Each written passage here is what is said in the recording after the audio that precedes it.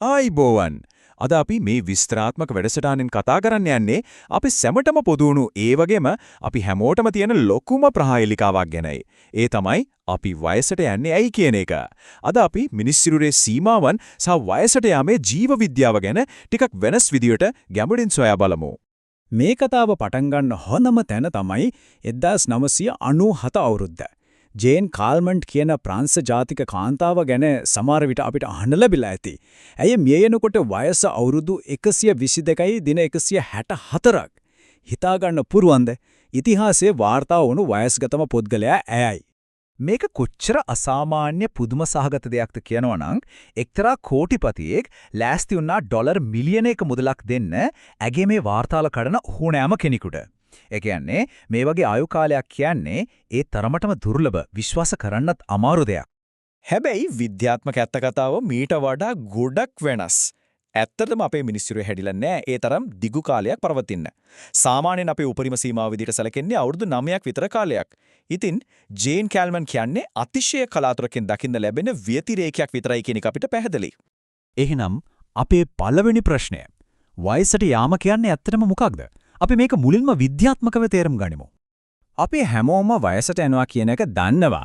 හැබැයි විද්‍යාවට අනුව මේක සිද්ධ වෙන්නේ අපේ සිරුර ඇතුලේ වෙන අභ්‍යන්තර ක්‍රියාවලින් සහ බාහිර පරිසරයේ එකතු වෙලා. හිතන්නකෝ හිරු එළිය, වතුරේ හෝ වාතයේ තියෙන විවිධ විෂද්‍රව්‍ය, එහෙමත් නැත්නම් අපි කන බොන දේවල් ගැන. මේ සාධක අපේ සිරුරේ අණු සහ සෛලවල ව්‍යුහය වෙනස් කරනවා. මේක ප්‍රතිඵලයක් විදිහක තමයි සිරුරේ ක්‍රමික පිරිහීමක් ඇති වෙලා මුළු ක්‍රියාකාරීත්වයම අඩාල වෙන්නේ. දැන් අපි බලමු මේ දේවල් අන්වීක්ෂීය මට්ටමින්. ඒ කියන්නේ අපේ සෛල ඇතුලේ කොහොමද සිද්ධ වෙන්නේ කියලා. වයසට යාමේ නිශ්චිත ක්‍රියාවලිය ගැන විද්‍යාඥයෝ තාමත් පරීක්ෂණ කරනවා. හැබැයි දැනට හොයාගෙන තියෙන විදිහට අපේ සිරුර පිරියෙන්න ප්‍රධාන වශයෙන් බලපාන හරියටම කායික විද්‍යාත්මක ලක්ෂණ 9ක් තියෙනවා. ජානවල ඉඳලා සෛල දක්වාම මේ බලපෑම විහිදෙනවා. මේ ලක්ෂණ අතරින් ප්‍රධානම එකක් තමයි අපේ DNA වලට සිද්ධ වෙන හානිය එකතු වෙන එක. කාලයත් එක්ක අපේ සිරුරේ ජානමය හානි ඉබේම එකතු වෙනවා. සෛල බෙදෙද්දි විතරක් නෙවෙයි, බෙදෙන්නේ නැති සෛල ඇතුළෙත් මේ හානිවීම නොකඩවා සිද්ධ වෙනවා. මේක හරියට එකක් වැටුනම අනිත් ඔක්කොම පේලියට වැටෙන ඩොමිනෝ ක්‍රීඩාවක් වගේ. අපේ සෛලවලට ශක්තිය දෙන මයිටොකොන්ඩ්‍රියා ගැන හිතන්න. මේව තමයි සෛලවලට අවශ්‍ය ATP ශක්තිය නිපදවන්නේ. මේවට හානි වුණාම ක්‍රියාකාරීත්වය අඩාලගෙනවා. ඊට පස්සේ සෛල පිරිහෙනවා. අන්තිමට ඒක සම්පූර්ණ අවයවයක්ම පිරිහෙන පැනට පත් වෙනවා. අනිත් කාරණේ තමයි අපි ජාන ප්‍රකාශනයේ, ඒ කියන්නේ එපිජෙනෙටික්ස් වල සිද්ධ වෙන වෙනස්කම්. හිතලා බලන්න අපි ඉපදෙනකොට නිහඬව තියෙන සමහර ජාන අපි වයසට යද්දී ගොඩක් ප්‍රබලව ක්‍රියාකාරී වෙන්න ගන්නවා. මේ නිසා ඇල්සයිමර්ස් වගේ දරුණු පරිහානීය රෝග හැදෙන්න තියෙන ඉඩකඩ වැඩි වෙනවා වගේම අපි වයසට යන එක තවත් වේගවත් කරනවා. මෙතනදී අපිට හිතෙන්න පුළුවන් ඇයි අපේ සෛලවලට මේ ජානමය හානි අලුත් වැඩයා කරගෙන සිරුර බේරා ගන්න බැරි කියලා. මේකට හේතුව තමයි සිරුරේ ප්‍රතිජනන ක්‍රියාවලිය නතර වීම. අපේ සෛල අලුත් වැඩියා වෙන්න එක නතර වෙන්න ප්‍රධාන හේතු කිහිපයක්ම බලපානවා. ටෙලෙමිය කෙටිවීම, සෛල ජරාවටපත් වීම, ප්‍රාථමික සෛල අඩුවීම සහ ප්‍රෝටීන තත්ත්වපාලනය අහිමි වීම මේ අතරින් ප්‍රධානයි.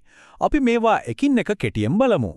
මුලින්ම ටෙලමිය අපේ වර්ණ දේහවල දෙපැත්තේ තියෙන ආරක්ෂිත ආවරණය තමයි මේ ටෙලමිය කියන්නේ. හැබැයි සෛලයක් බෙදෙන හැම වෙලාවකම මේ ටෙලමියර් එක ටික ටික කෙටි වෙනවා. අන්තිමේදී ඒක ගොඩක් කෙටි වුණාම සෛල බෙදෙන එක සම්පූර්ණයෙන්ම නතර වෙලා ඒ සෛලය මිය යනවා. ඊළඟට තියෙන්නේ සෛලීය ජරාවටපත් වීම. එහෙමත් නැත්නම් සෙලියුලර් සෙනසන්ස් කියන තත්ත්වය. ඇත්තටම මේක හරියට දෙපැත්ත ගැපෙන කඩුවක් වගේ වැඩක්. සිරුරට පිළිකා වගේ අවදානමක් එනකොට ඒ සෛල වර්ධනය වෙන එක නවත්වලා සිරුර ආරක්ෂා කරන්නේ මේ ක්‍රියාවලියෙන්. හැබැයි අපි වයසට යද්දී මේක ඕනෑවට වඩා සක්‍රිය වෙලා හොඳ නිරෝගී සෛල බෙදෙන එකත් නතර කරලා දානවා. ඒ වගේම ප්‍රාථමික සෛල හෙවත් ස්ටෙම් සෙල්ස් වලට වෙන දේත් මෙතනදී ගොඩක් වැදගත්. සාමාන්‍යයෙන් මේ සෛලවලට පුළුවන් දිගටම බෙදිලා අලුත් සෛල හදන්න. ඒත් කාලයත් එක්ක මේවයි සංඛ්‍යාව අඩු වෙනවා වගේම අලුත් සෛල හදන්න තියෙන හැකියාවක් නැති වෙලා යනවා. ඉතින් අපේ පටක සහ අවයව අලුත් වැඩියා වෙන එක ස්වභාවිකවම දුර්වල වෙනවා. අනිත් පැත්තෙන් වයසට යද්දී අපේ සෛල ඇතුලේ තියෙන ප්‍රෝටීන වල තත්ත්වය පාලනය කිරීමේ හැකියාවක් නැති වෙලා යනවා. මේකේ ප්‍රතිඵලයක් විදිහට සෛලය තුලේ හානි වූ සහ විෂසහිත ද්‍රව්‍ය එක්රස් වෙන්න ගන්නවා. ඒකෙන් සෛලවල සංනිවේදනය අඩාල වෙලා සිරුරේ සමස්ත ක්‍රියාකාරීත්වයම කඩා වැටෙනවා. එහෙනම් මේ සෛලීය යථාර්ථයන් එක්ක මනුෂ්‍ය වර්ගයාගේ ආයු කාලයේ අනාගතය කොහොම විසඳෙයිද? ඇත්තටම අපි මේ වෙනකොට අපේ සීමාවන් පුළුල් කරගන්න විවිධ ක්‍රම හොයමින් ඉන්නේ. නිවැරදි ආහාර සහ ව්‍යායාම වගේ මූලික ජීවන රටා වෙනස්කම් වල ඉඳලා දියුණු වෛද්‍ය විද්‍යාව දක්වා ඒ පරාසය විහිදෙනවා. අනාගතයේදී සෛල ඇතුළටම ගිහින් අලුත් වැඩියා කරන නැනෝබොට් තාක්ෂණීය වගේම ජාන ප්‍රතිකාර වගේ විශ්මිත දේවල් පවා ලෝකයට එන්න පුළුවන්. හැබැයි මේක අපිට සිතන්නට යමක් ඉතිරි කරනවා.